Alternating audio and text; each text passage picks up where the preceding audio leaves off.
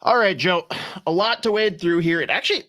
I was a little surprised going through all the comments that it wasn't as negative as I expected. Like, there was definitely some negativity sprinkled in, and there's some concerns from the fans that, again, all very understandable, but I really expected there to be way more anger and like people lashing out. So thank you all for keeping it classy. Um, I don't know, but we'll kick it off right away. Focused on injuries and cares about hockey says, when will we get an update on Kirill, season ending or career threatening, and his ex leg a reoccurrence of the break he came back too early from? Let's just talk holistically. Like, three, where are we at with the injuries on Caprizov, Ek, brodin? Well, the good news first is Brodin's continues to skate, and I saw him today after the morning skate, really pushing it. He's still in day-to-day mode, like not playing. I don't know if he'll play, Wednesday night, but I think he's close. Maybe potentially, my guess is potentially by the weekend. They're just going to take it a day-to-day, see how he responds after another hard skate today. But his return appears more imminent. Other two, Joel Eriksson Ek and Kirill Kaprizov, are progressing off the ice, as John Hines told us today, which means they haven't skated yet, which means they're still a little ways away from returning. So, that's one of the first markers is they're actually skating before you start to realistically start wondering and asking where they are on the timetable. So, from what we've reported, that not believe that Kaprizov's going to start skating until the last week of March. So that's by another week, I'm guessing. So that'll give potentially like 3 weeks before the playoffs start. So again, I know it's frustrating for fans. They don't get the updates day to day, blow by blow. We just don't have them. And until we see them on the ice, it's hard to get a register of like how close they are to coming back. But as to the question about season ending or career threatening, it's not believed to be either. Bill Guerin maintained that he expects all three of those guys back before the end of the season, which is why he didn't use LTIR space, which is a topic of previous couple columns from Mike Russo and I on The Athletic about it. But so clearly they're not believing it's career threatening. They're not believing that, at least, Guerin had said to me, he's not overly concerned about the injury and surgery as relates to giving him a long-term deal. Now you can make that argument of, be cautious on giving a guy who'll turn 29 when the contract starts a long-term deal, come off his injury history, but that's something they'll have to weigh going forward, considering he's the best player in franchise history. As far as Joel Eriksson Ek, I think colleague Mike Russo reported it was a broken bone in his leg, and we're trying to figure out if it was necessarily something that happened before the Four Nations that just kind of extended or not. Obviously those things, it's hard to kind of initially diagnosed if it is, if it's not broken, then all of a sudden it's like a usage injury, I guess you'd say. So, but clearly they're missing him. I think it's taking a toll on Marco Rossi and Matt Boldy getting the top matchups every night, and the team not scoring, and it's probably wearing on them a lot mentally and physically because, without the Kaprizov and Neck, there's not a lot of secondary scoring going on right now. So that's topic number one as related to trying to find a way to hold on before those guys come back. Fair enough. The big topic that everyone's going to be focused on coming up here around Kirill Kaprizov, Gaz Top asks, direct correlation between KK re-signing, I'm not a spell check guy, but always put a hyphen between re and signing, and the team making playoffs? Ask due to the commentary surrounding teams showing him they can contend, being key to his decision. So does it matter how the team performs the rest of this year, whether or not Kaprizov is going to stay? Well, I think, Kirill's going to take every bit of information in before making that decision. And I think he will probably understand more than anyone, the injuries that have hurt this team this year, him being out, for example, for half a season pretty much, and Ek being out. And so I think that'll probably play a role in kind of maybe mitigating some of maybe the negativity that surrounds maybe them missing the playoffs or not losing in the first round. But I think if you're Kirill Kaprizov, you want to be able to see a plan in place, progress, and a chance to win if you want to spend the rest of your prime career in Minnesota. And I think Bill Guerin has said before he's articulating his plan to Kirill, and this summer will be a big telling point regarding that, to see what roster they can put around him. My only thought is, like, are you going to know a pretty good idea of Kirill going into free agency? Like, if you're a top free agent, aren't you want to know if Kirill Kaprizov's coming back or not? You know, if you're like a Mitch Marner or whoever else, and you're like, hey, we want to offer you this big deal, we want you to come here and play.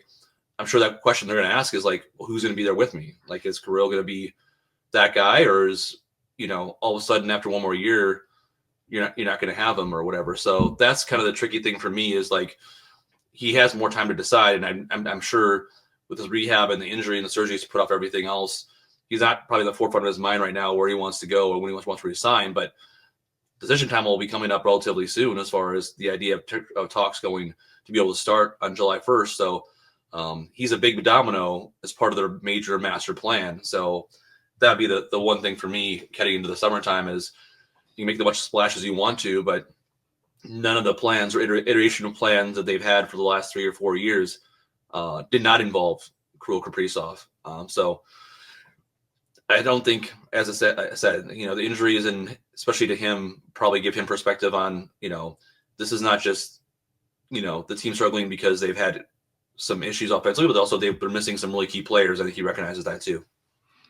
And whether it's what you and Russo have like heard or just your personal like gut feel, what's the like soft deadline for getting a contract in place for Kaprizov before you have to move him? Well, I mean, I don't think they need to sign it on July 3rd at 3, but I think sometime this summer would be an ideal scenario versus going in to the season with him in a walk here, right? Because that'll be a story all the time. Mm-hmm. And it'll be a distraction, and a lot of players in that situation don't like to have talks during a season. So if you fast forward that, all of a sudden you become a talk about a trade deadline.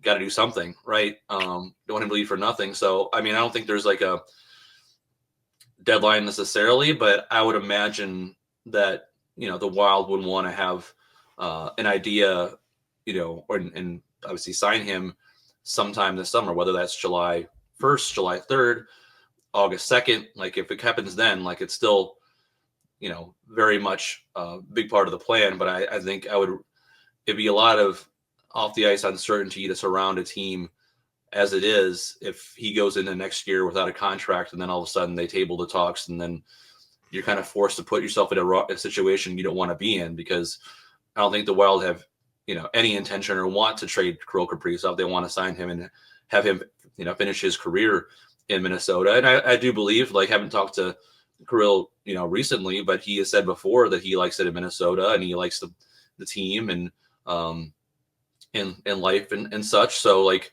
you know, he's had a good experience so far, but I just know when you're making those decisions, you know, look what happened with Rantanen. Like, you know, you want to put yourself in the right position for that last 8-year deal you're going to get. That's going to be the last big contract that you're going to sign. So you have to think about every single variable. That's all very fair. Next up, the one that I think had the most people riled up over the past week or so here, Marat Khusnutdinov. People are not thrilled that he's gone for various reasons. A couple of the comments here, Alec Clark, if Bill Guerin said it's not our turn this year, why use assets, in quotes, like Marat and a second to trade for Nyquist and Brazeau? Is it a chip and a chance at a cup, or is it still proving to Kirill that we can win? Mixed messages, man. And Hockey Guy says, any inside info on Marat Lauko trade? Appears Lauko was not going to be tendered, but Marat was interesting. As an RFA, do you think his agent said he was headed back to the KHL if he didn't get a change of scenery? Can see how he would be a more successful player on a bigger rink. As far as Marat, we haven't heard anything about his agent influencing that regarding going to the KHL. I actually thought when he was sent to Iowa, which was said to be for cap reasons, it could have been a good thing for him to get more touches, to play top 6 minutes. And like, obviously he has some offensive elements to his game, which he's shown the first few games of the Boston Bruins, but I don't think that was related to him, wanting out. I think it was more so the cap situation, and the Wild felt like they had a pretty long look at him during the season. He played every game pretty much. They kind of saw, they didn't say that this was his ceiling, but they kind of had a good idea of where he was at and just felt they needed something quote unquote different. Enter the Brazeau equation. As far as Laco, I like Laco as a player. I wish he was healthier this year because I think he has a lot of speed and he has a lot of elements to his game that the Wild need. But I don't think they really were able to feel confident that he was going to be healthy the rest of the way. And you want to be able to be available this time of year considering all the injuries they've already had. And so I think they found that as a place they can get a different element to their team that they could swap out a guy like that who they weren't going to probably tender anyways. So again, I agree with the message from Alec regarding if it's not quote unquote your year, why give up the quote assets? Because he's basically saying that why did do anything big at the deadlines? He didn't want to give assets when not our time, right?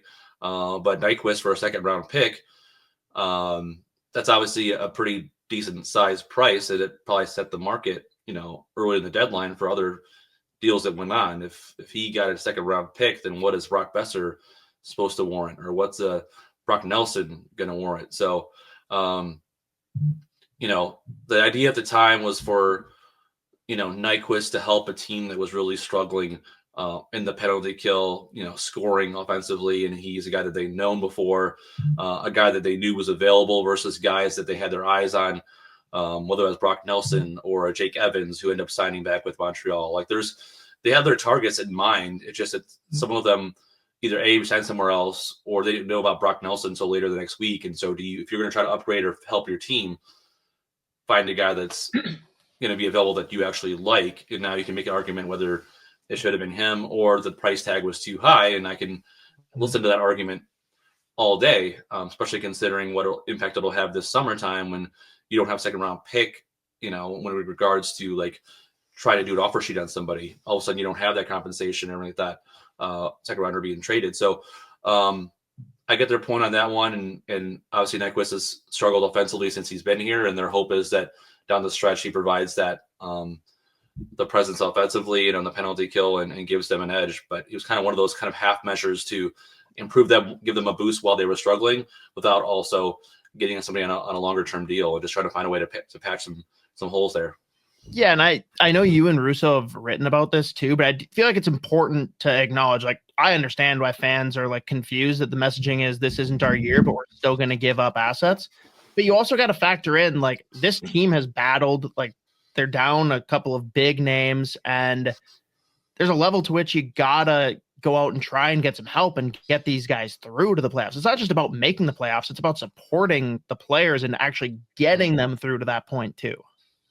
Yeah, and then that was kind of the whole idea, is that they knew they weren't going to take big swings, but they wanted to at least give them something and try to help them out with what they had available and cap space and everything else. So as opposed to doing nothing, I think that was kind of the measure that they decided, whether you decide who was the best target or what they should have done. I think Nico Sturm would have been a really good add at not a big price for what they need in the penalty kill and face-off circle and all that stuff. Nothing against Brazeau, because I think, there's a lot of good elements to his game, but didn't really kind of fit the need at a particular point for the group. Though he's played well as of late. His line played better the last couple of games, him and Trennan and Shore. But that's kind of where it kind of was the back and forth with Bill Guerin and Mike Russo is you don't need to put LTIR money towards a big swing. It could be finding somebody else from the 2-3 million range and get a guy that could help you versus you don't need to give up a ton of assets or a year off or a first round pick for someone huge. It's more so of having the flexibility of getting somebody else on the other tier that could help you with the needs you have on your team. Yeah, and that spins pretty well into the next topic here. And this one, I don't know, this could be brief, this could be pretty extensive, but faith in Bill Guerin's plan. A couple of comments here. We got Erwin R. Fletcher 21. Why is Bill Guerin wasting money on third and fourth liners? What is he really thinking with Trenyan, Hartman, and Foligno? when that collective money could bring much needed real secondary scoring. The only George says, Joe, exactly what year are we in of Billy's plan? And OC Wild Boys 59 says, are you running out of faith with Bill Guerin? I am. LOL. All right. A lot of questions and a question here. So I think some of them are separate. Like, I don't think necessarily. I think Foligno's been one of the best defensive forwards in the league this season. I think he's been really good. And so I think when you look at those contracts that they signed before, I think it was last season, Zuccarello, Hartman, and Foligno, the question was the timing versus the players. I know Foligno gives them something that they, otherwise wouldn't have, the size and his ability to change a game with a hit or just be an offensive. He can chip in with goals offensively. Kind of his voice as a kind of de facto captain, or just alternate captain with Jared Spurgeon. So I don't think, looking back, his is really bad in that respect. I think the Trenyan one will be kind of dissected and looked back on, depending on how this turns out coming years, because obviously he's shown flashes in previous years, which is why he was a deadline ad. I think it was for Colorado last year. But just been a really rough year for him and for that cap hit. And I guess the whole idea is, if your plan is not to be contender this year and maybe until the following year, that's a little more term and AAV to give out for a guy for that particular role who plays 8 minutes a night on your team. So I'm having mixed answer to this question about the third and fourth liners here, because you need to have third and fourth liners on your team. You need to have really good players to play a matchup role. So you can't just spend money on a couple top six guys and have nobody to do the dirty work and stuff. But I do think that training contract might be something that they look back on and, regret going forward based upon the needs of the team and the money put out. But his best assets are used in the stretch in the playoffs. And so if he all of a sudden becomes one of those guys in the playoffs and helps lift them to a first round victory, and maybe all of a sudden all is well that ends well. But I think there is some probably concern right now about that particular one. And as far as what year they are in Billy's plan, we had that big story in the September, October, me and Russo, where we talked to Craig Leopold at length, a conversation about that. I think it's year 2 of a 5-year plan.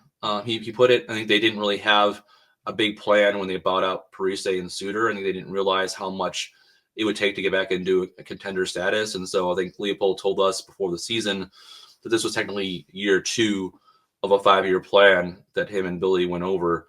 And fifth year 5, they're hoping ends in a Stanley Cup. So I know that doesn't seem like a very positive thing for Wild fans, because you've probably been waiting for a long time, but that's the prism with which the owner views the situation. So, which is why I don't think he's necessarily on the hot seat this summer, if that's in particular the prism with which the owner and the GM, who are in lockstep on things, visualize this. Now, I think the pressure will be on Bill Guerin this summer to make some moves to put them in contender status. And now there's no more excuses about the dead cap hits and all that stuff, and no hand behind their back lines being said anymore. So I think this summer will be a little telling one, both the Kaprizov negotiations and what they can do in free agency or trades before you start to completely, write this plan off. But there's clearly has been some question marks, and there'll be question marks until they win a playoff round and go forward.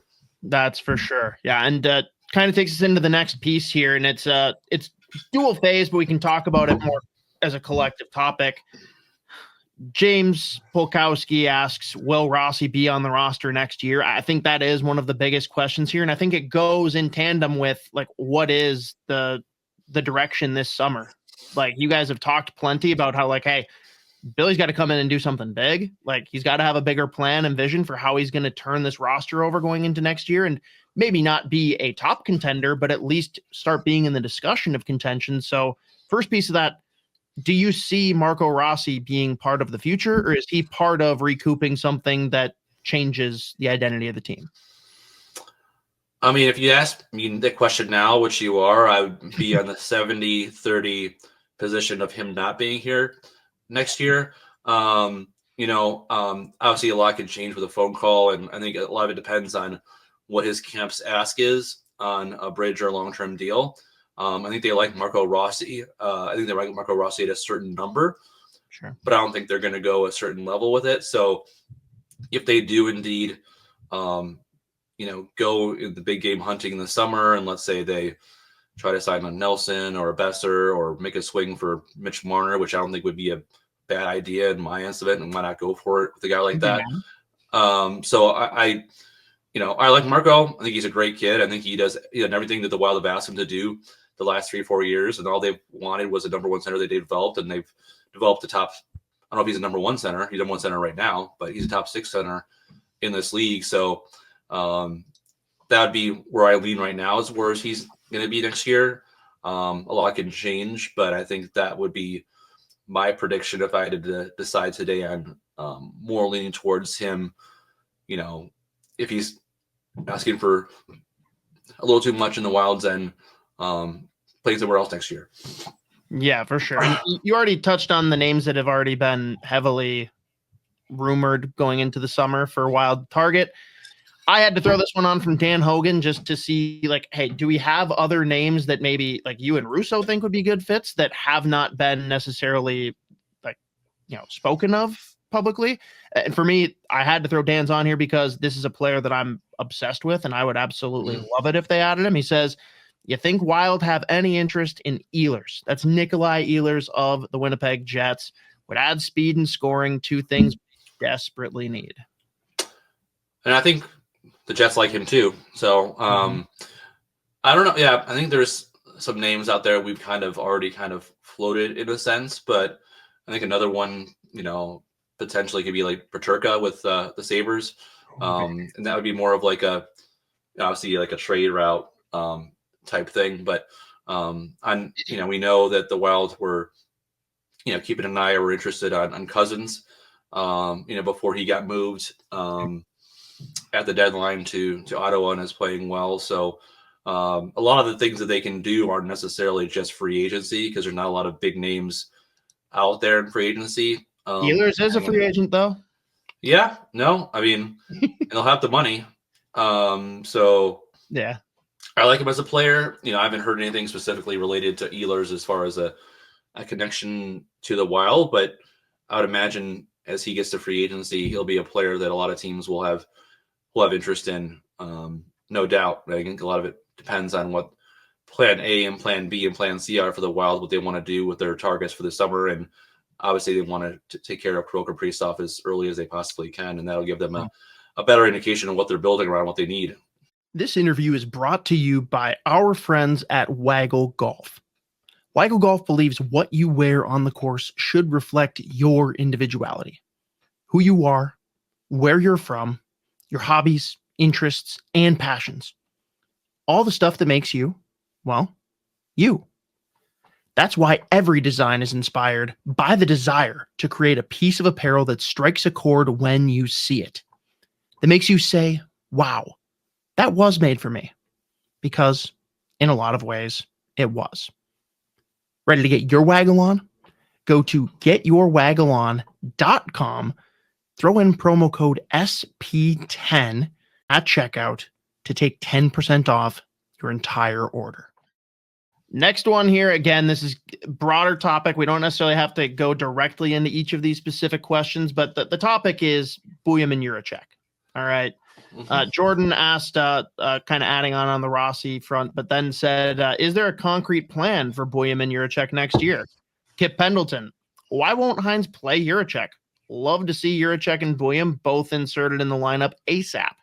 Craig Nelson, do you think Zeev Buium will be inserted into the Wild lineup as soon as Denver season is over? And all of this to kind of say, Joe, we've got a pretty crowded blue line, and like Russo's been very vocal lately on just like the timing of the Jiricek trade making no sense. Like, I still think it's an incredible like value return. I love the trade, but the guy can't play. He's boxed out. Like, it's very weird. How are they going to manage these two very important defensive assets end of this year and going into next year? Well, I think they're two different answers. I think Zeev if he does decide to leave after this year, which I expect or think he will do, whether that's end of March or after winning the championship in St. Louis in mid-April, I truly do believe that he will join the team and the Wild are preparing, financially with the cap to be able to sign him if that's a particular case. And I do think he will be given the chance, like a Brock Faber 2 years ago, to get in if depending on when he shows up, one of the last couple of games to see how he does. But I think their belief is that he's ready for the NHL and can play. So I see him as a contributor mostly from the get-go, and then a fixture in their lineup next year. Related to Jiricek, it has, I'm sure, been frustrating for him and his camp for him to be called up and then scratched like 7 straight times, and he's backskated again today after the morning skate. There is the argument that he could be making getting more development, playing top minutes in Iowa versus getting backskated up here at the NHL level, especially since they don't practice very much now this part of the season with the Minnesota Wild, and the morning skates aren't necessarily schematic or systematic type stuff. So unless it's for their coaches to get a work on their hands on them, and Andy Ness to work with the skating, and like maybe it is beneficial to have that NHL experience of practicing and working with the coaches on hand versus the ones in Iowa. But I do think there probably was another option of calling somebody up as an insurance policy to play if you're going to decide to go play Zach Bogosian, for example, in the lineup. So that's probably been tough for him recently.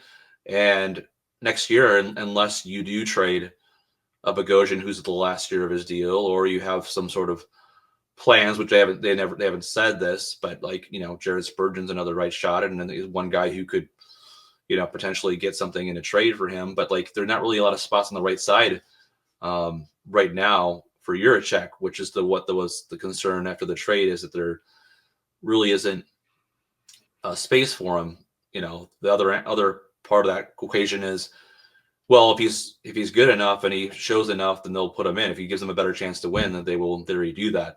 But I'm sure it's hard for John Hines with their struggles right now down the stretch to enter a rookie into a lineup that's struggling to score, and any mistake really hurts them in a big way because they can't score. So that's where they're at right now. And so I think they'll probably have more clarity after the summertime and moves that they make. But you're right, there's not a lot of room for him currently as the roster is constructed. And stemming from that, let's talk a little bit more extensively, Joe, about the Iowa Wild. Dino leads with this very timely question, Joe. When will you do your special on Iowa? Specific question to that. How can ownership be happy with what Bill Guerin is doing down here? Brett has ruined what we were told was a deep D prospect pool. None of them will make the NHL. And now he has destroyed Jesper's confidence. Hockey Guy also chimes in and says, Iowa situation and lack of development of top prospects, very, very alarming. Wallstedt and Lambos number 1 picks not progressing. Do you think, Joe, I'm going to rephrase this. All right. Do you think we will evaluate and make changes in Iowa coaching staff and player development because it's not working? All right. Answer your first question. I am going to Iowa this weekend, actually. So I'll be working on some stories there and talking to people and watching them this weekend play. And obviously Jesper is a big part of that as well. I came from Tampa Bay, when I covered the Lightning, and they put a lot of emphasis on development in Syracuse, their farm club, and the resources they put in there. They had a really good coach in Ben Gru too. They didn't have a lot of high picks, and so they had to develop guys who were third rounders, late second rounders kind of thing. And for me, I think it's unfair to say that Brett McLean's ruined anybody at this point. I think there's like a perfect storm of factors that have led to Jesper having a rough season in that respect. But I do think needs to be more attention paid to Iowa from a Wild perspective. the whole idea that they didn't really have a coaching search when they put Brett McLean there. And I like Brett as a person, and I think he works his butt off as a coach. And I just wondered why at that particular point they didn't say, okay, this is a big job and a big opportunity for them to cast a wide net and see who they can bring in as a presence at the AHL level and help improve their prospects and develop. So not being in Iowa every day, it's hard to see the day-to-day stuff and know what's, sometimes prospects maybe aren't ready to go. Sometimes it's on the players versus the coaches, but I do think that, there wasn't maybe as much attention put towards them as far as, making a search, or maybe, when they had the coaching changes on the assistants, right? Pat Dwyer came up and all that stuff like that. There wasn't a huge focus on that replacement as well. So I'll go down there and talk to them and see what's going on overall with that before I make a rash decision on this guy should be out or this guy that. I know his heart's in the right place, Brett McLean. I know he works his butt off, and I know he cares. And I've been around them. I was embedded with them last year to see what they do day to day of prep and meetings and things. And the players are more upbeat, I think, than the media or than the fans are related to that. But a lot of the Wild prospects, top prospects, you will be reminded, aren't in Iowa, right? A lot of them are other places. Riley Heights in WHL, Zeev is playing in Denver, Urov is playing the KHL. So when the prospect pool came out, it wasn't necessarily their top guys that are there. They're all kind of around, other than maybe Hunter Haight, which is having a really good season with Iowa, and Jesper Wallstedt, of course, there too. So I think a lot of the focus, appropriately so, is because of the defense prospects that they had been talking about the last number of years haven't necessarily played to fruition. But I do think it's an important place for people the Wild to focus on, and that's why I'm curious how it goes this weekend when I see them and talk to people and see where it goes, because their future number one goaltender's there and some forwards that could play with them eventually, and that is an important role to have as a head coach. And so I'm sure they'll be watching it like anything else to see how this develops. All right. Next one up here is Gopher focused. We have Darren Bakken asking, what players return for Gophers next season? And James Polkowski, any chance Snuggerud comes back for his senior year at the U and becomes a free agent? I don't think Snuggerud's coming back. No, there's no way. I don't think he's coming back. So I think last year was a good decision to come back, and I think it's helped him in a sense. But I think he'll end up staying in St. Louis if they go to the Frozen Four. I think he'll end up staying there, and no one will blame him for that. As far as who's coming back, a lot depends on the Chicago Blackhawks, right? Yeah. Do they push for Oliver Moore to come in? Like, is he ready? And do they want him to play a certain role? And obviously, Renzel is a stud. Where do they see him and everything like that? You have some guys that are moving on that are seniors, but yeah, I don't know. Maybe you have a better feel in this one, Scott, of like who's coming back or not. But clearly, the prospects that are there that are NHL ready or close will have a good decision to make. Yeah, there's a lot of guys that are going to be like very on the fence for this. And it could come down to how they play in the NCAA tournament.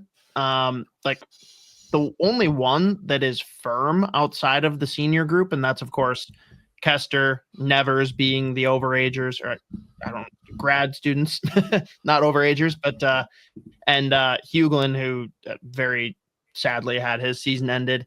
Those guys in Snuggerud are the only ones that I see as locks to be done. I think the biggest flight risks are looking at the blue line. Both Chesley and Renzel have a decent chance of going. I really think that Renzel could benefit from one more season. Like, we've seen him absolutely dominate times of the year. I think first half of the season, I had him high on my Hobie candidacy. There's been lapses and there's been wrinkles that have shown the back half of the year. I still think that, looking at the history of the Blackhawks, I wouldn't be shocked at all if they bring him in and want to start developing him on their own. On the flip side, though, I think Oliver Moore, he's looked really good down the stretch here. I still think this is a guy that could benefit from one more year in college. I don't know if there's really opportunity or if it's the right time to bring him in with that forward group anyways. So those two, him and Renzel, will be very, interesting to watch, like you said, from the Blackhawks front. Chesley, I think, is ready to be a pro in his mind. I think this is it for him, regardless of how anyone else views it. But the rest of the forward group could legitimately come back. Like coming into the season, I would have told you that like all of Kurth, Lamb, and Wood could be on their way out. I definitely see a world where all three come back, and I very much hope that they do. Outside of that, I don't see anyone else really being high on the departure list. I think the rest of the team should hopefully be intact, but we will see. Well, and they always reload, but at some point you lose so many NHL caliber players, it's hard to reload with those kind of caliber players. So that's why it's such an important tournament, I think, for them. Very big tournament. And next week, we'll be talking a lot more about that. Final question brought to you, as always, by our good friends at Waggle Golf. First, make sure you head over to getyourwaggleon.com. Throw in promo code SP10 to take 10% off your entire order. It's a fun one, Joe. Joshua Velchev asks, favorite cigars, favorite beer, favorite bourbons. I'll lead by saying I am an absolute novice when it comes to cigars. If someone tells me that one is good, I will give it a try. I'm way more about environment and fit for like timing of having a cigar. It's hard to have a bad cigar if you're by the lake, if you're sitting at a bonfire, whatever. But I'm a very equal opportunity cigar guy. I don't know if you have opinions on that or if you want to touch more on the beer and bourbon. Yeah. Again, I think I mentioned on this podcast before, I'm a big IPA guy. Which I coincidentally gave up for Lent, being the guy that I am, and tried to, sacrifice something on that respect. Like as far as like local IPAs, the stuff at Barrel Theory is really good. We got to taste many of those over the course of time when they have this show. I also like Modest StreamYard is one of my favorite ones as well. Okay. As far as from like local ones back home, like Bell's Two Hearted is a go-to for me in that respect. So we had High Life back in Tampa is their signature IPA. As far as cigars, I'm not the connoisseur that Michael Russo is. So whatever he points to, I'm like, I'll give this a shot. And I'm not one that's going to break the bank on a cigar with that respect. And as far as bourbons, man, yeah, tough. Well, I know, Scott, you gave us a housewarming gift, which was very good. The Angel's Envy and stuff like that. The Elijah Craig toasted Elijah barrel. Craig, toasted barrel. Yeah, Elijah Craig toasted barrel, and then, I've gone with like Bullet's been like that old standby, Four Roses. I like those. Like they aren't that expensive, but they're pretty good. They're obviously good. And then Old Forester, they have some limited edition ones that I've had before that really like them as well. So I guess it kind of depends on the mood if we're just going to kind of like have one for the night kind of sip special, or if it's something else, or if it's but yeah, bourbon and IPAs are my jam. I think it's your jam too as well for that. And then cigar bars, there's a few good cigar bars in the Twin Cities that I've been to a few times, or on the road as well. Yeah, we definitely need Russo as a spiritual guide on the cigar front, but very similar to you. Like I love my bourbon, love my IPAs. I definitely like dark beers too. Like if you give me really good, whether it's barrel aged or good, like flavor adjunct stouts and porters, I'm all about it. And I mean, any brewery that we have promoted on here, I'm not going to work with breweries that I don't think have good beer and awesome people. So like 9 Mile and Barrel Theory definitely on that list.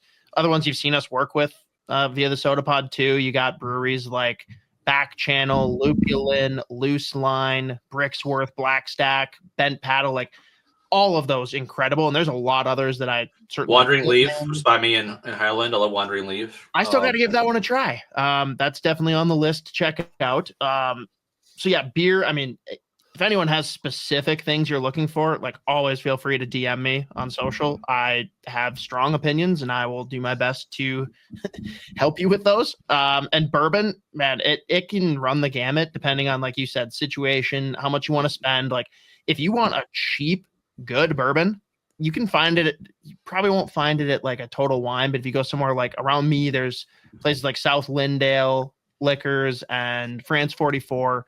You can get something called Very Old Barton for like $13. Great whiskey. Like I would drink that straight, no problem. It's definitely one that I get more though to have for people for mixers.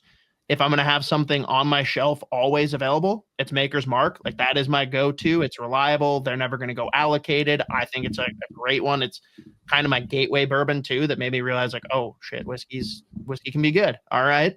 And then if you want to go like crazy allocated stuff, like everyone talks about, the Wellers and stuff like that, they're all good. My favorite one that I've tried, I've never actually been able to get a bottle for myself, is Old Forester Birthday Bourbon. That one is very good. If you see that out at places like I know Town Hall Station has had it. But yeah, if you have beer and bourbon questions, come directly to either of us. If you have cigar questions, I will not be able to help you in any way. But thank you for that one, Joshua. And again, thank you, Waggle, for bringing us the final question.